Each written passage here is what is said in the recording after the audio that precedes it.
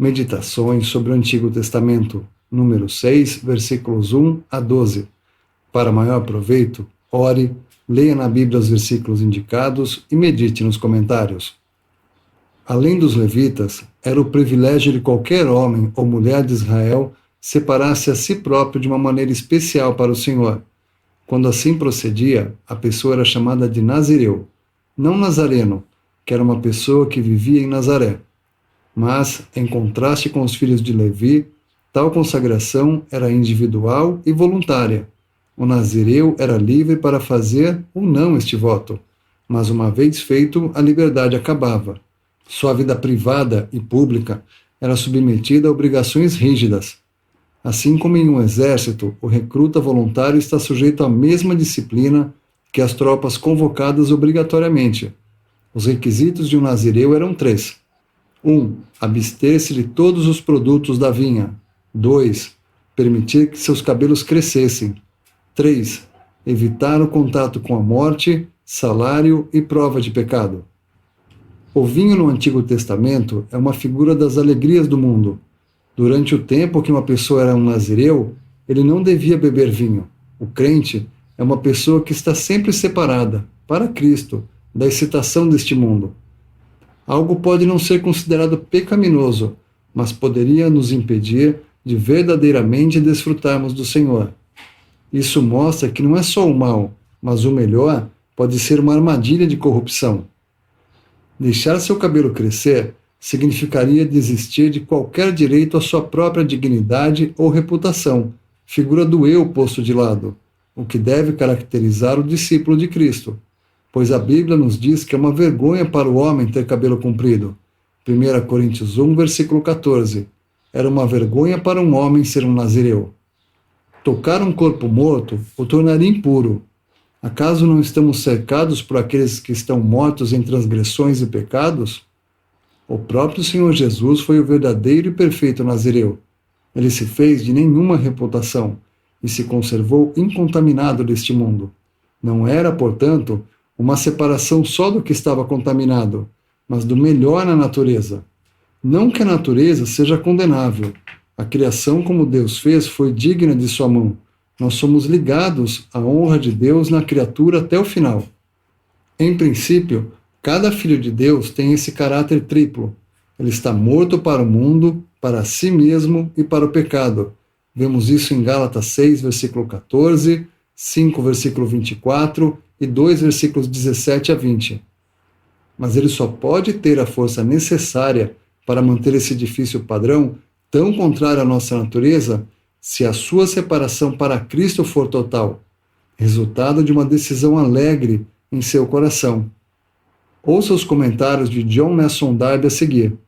Os versículos 9 a 12 lembram-nos quão fácil é perder o nosso caráter de nazireu por falta de vigilância, e quão difícil é recuperá-lo. Texto baseado em diversos autores que se reuniam apenas ao nome do Senhor nos séculos 19 e 20. No livro de Números é trazido o grande princípio da energia do Espírito de Deus em nós, enquanto atravessamos o deserto. Êxodo mostra a redenção e o relacionamento. Levítico, o caminho da aproximação de um pecador a Deus. Números, o sacerdócio no tabernáculo no deserto. Em número 6, temos a separação correta para Deus na energia do Espírito Santo, versículo 2, para o Senhor. Assim, o Senhor Jesus, particularmente após sua ascensão, por eles me santifico, para que nós, pela energia do Espírito em nós, estejamos separados agora no deserto. Ele ainda mantém o caráter nazireu, porque todos os seus discípulos ainda não estão reunidos nele. E agora, em certo sentido, para nós é a separação da alegria, o fruto da vinha. Na glória é o grande espírito de descanso. Agora, o efeito da energia do Espírito é cingir os lombos da nossa mente para que não se contaminem. Não há impureza lá. No versículo 3 do nosso capítulo, lemos: de vinho e de bebida forte se apartará, isto é, da alegria das coisas deste mundo. O Senhor veio ao mundo esperando encontrar alegria entre os homens, esperando uma resposta ao seu amor nos corações dos homens, mas não encontrou nenhuma. Um nazireu deve ser separado de todo afeto natural que pode ser tocado pela morte, para ser separado para o Senhor. Agora o Espírito é um novo poder que vem nos separar das coisas naturais. O Senhor se encheu do Espírito ao dizer: mulher, que tenho eu contigo? Toda a natureza, pelo pecado, está sob o poder da morte. Então o nazireu, por seu pai ou por sua mãe, não se contaminará. Porquanto o nazireado, separação, do seu Deus está sobre a sua cabeça. Versículo 7. Veja também Lucas capítulo 14, versículo 26. É importante ressaltar que as afeições naturais vêm de Deus e, portanto, são boas em si mesmas. Mas elas não tendem a Deus, sendo dedicadas ao objeto. Então somos nazireus. Nossa alegria está além da morte. Sendo assim, de tudo que desisto aqui, tudo que possui os sabores da morte, estamos apenas desistindo do que dificulta uma maior apreensão da alegria e bênção daquela vida que está além do poder da morte. O Senhor quebrou esse vínculo na cruz. Com estas coisas se vive, e em todas elas está a vida do meu espírito. Isaías 38, versículo 16. Todos os dias do seu nazireado, separação, santo será o Senhor. Versículo 8. Este é o grande princípio do nazireu, santo para Deus. Que em pequeno grau possamos alcançar esse caráter, ainda que seja perfeito em Cristo. Tudo isso é uma coisa muito diferente da inocência. Adão era inocente, mas não separado para Deus. Separado para Deus supõe o conhecimento do bem e do mal. Com esse conhecimento, separado do mal. Adão obteve o conhecimento do bem e do mal depois da queda. O Espírito Santo veio para nos tirar do mal. O Espírito é um novo poder, nos separando para Cristo em glória, agora que o mal e o ego entraram. É algo tentador para nós conhecer o bem e o mal, pois, por natureza, estamos no maligno, amando o mal e odiando o bem. O Espírito Santo agora nos tira do mal, e aqui está a dor. Sua energia em nós nos mantém longe do mal, porquanto passamos por um mundo de pecado e morte. Não podemos ser inocentes agora que o pecado entrou, mas somos santos em Cristo. Versículo 9. E se alguém vier a morrer junto a ele por acaso, subitamente, a morte entrou em toda a natureza como um sinal do ódio de Deus ao pecado. O espírito de devoção real a Deus sempre foi perfeito em Cristo, mas falho em nós. Onde o velho homem trabalha, há o princípio da morte. Portanto, entramos na morte no momento em que o velho homem está trabalhando. Dito isto, a palavra para nós é: os que são de Cristo crucificaram a carne com suas paixões e concupiscências. E novamente, já vos despistes do velho homem com seus feitos, e vos vestistes do novo. Tudo isso é solene.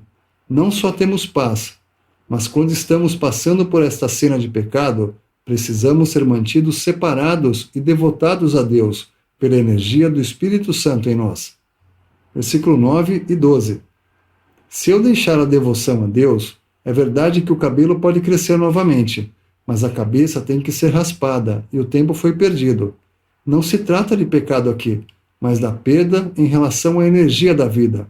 Uma árvore cortada e quebrada cresce novamente. Não morreu, apenas foi ferida. Mas sua estatura não será a mesma que uma árvore não ferida. Isso é deixar Satanás estragar e impedir a obra do Espírito. Sansão deixou seu coração entrar na fraqueza da natureza, e quando entramos na velha natureza, nossa força desaparece. Sansão, como nazireu, era uma figura da energia do Espírito de Deus. Ele contou o segredo de sua força e a deixou. Ele ficou fraco como os outros homens. É verdade que no devido tempo sua força voltou, e com a poderosa energia ele levantou as fundações do templo.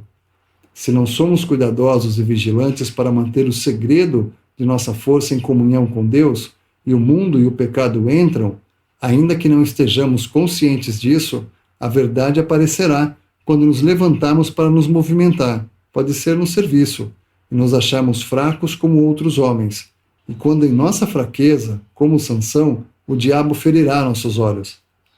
O Senhor era o verdadeiro nazireu. Ele nunca saiu do curso de sua caminhada do seu nazireado. Não era uma coisa leve para ele pisar o caminho do sofrimento, mas ele orou. Posto em agonia, orava mais intensamente. Antes da tentação, e então vemos que ele não parou, não podia. Então, devemos primeiro passar pelo julgamento com Deus. Então, Deus estará conosco no julgamento. Pedro, uma figura da igreja, nós nesses últimos tempos, nota o tradutor, dormiu e não orou. E quando o julgamento veio, ele o encontrou na carne e puxou a espada.